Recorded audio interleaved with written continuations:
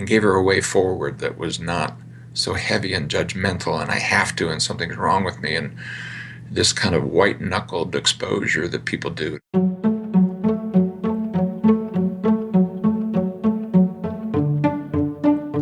You're probably familiar with exposure-based approaches for clients who are stuck in anxiety and avoidance. Dr. Stephen Hayes will share a gentler approach, something that's much more gentle than working with using an exposure approach. Stephen is a psychologist and founder of Acceptance and Commitment Therapy, or ACT. Let's hear from him now.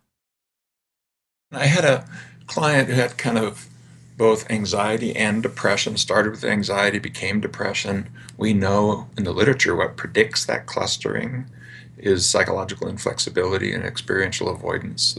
So what I targeted was this connection to your values and opening up to your feelings and thoughts, but also this sense of possibility and play and of contribution. And here was the exercise I gave. It's a very, very simple one.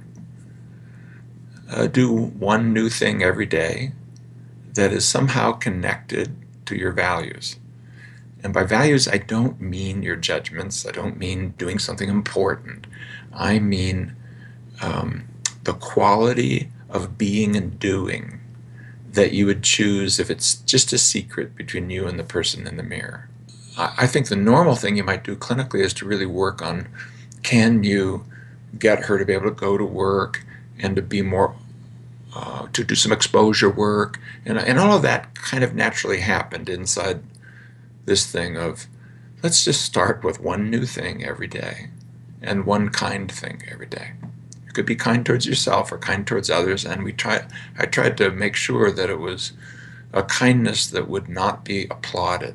In fact, it was even better. We played a game. If you could do kind things and not be caught at it, that was really awesome.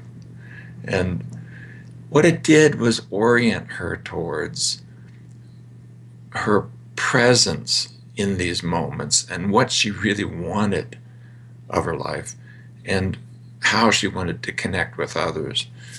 And the effect of it is that she found that going to work wasn't just about going there to make money, but that this was how she was doing things, creating things that she knew was important to others.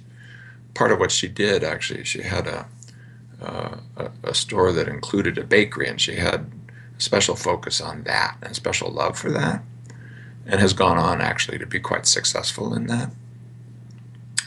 With multiple stores and everything.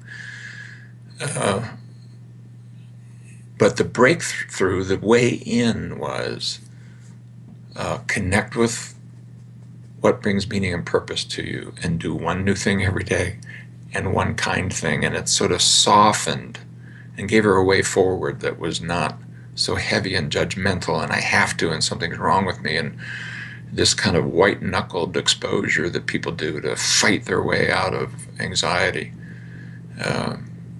which only predicts more anxiety.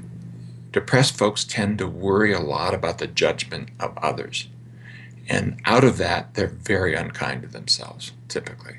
They're very harsh about their own depression and the problems that they've had.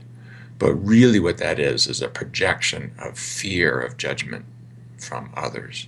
And so what I was trying to do is connect to the joy of connecting with others and doing for others.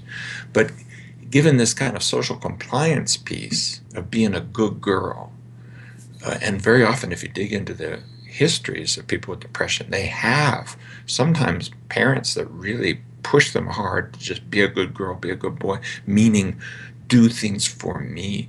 And they get in this place of this anxious focus on the judgment of others.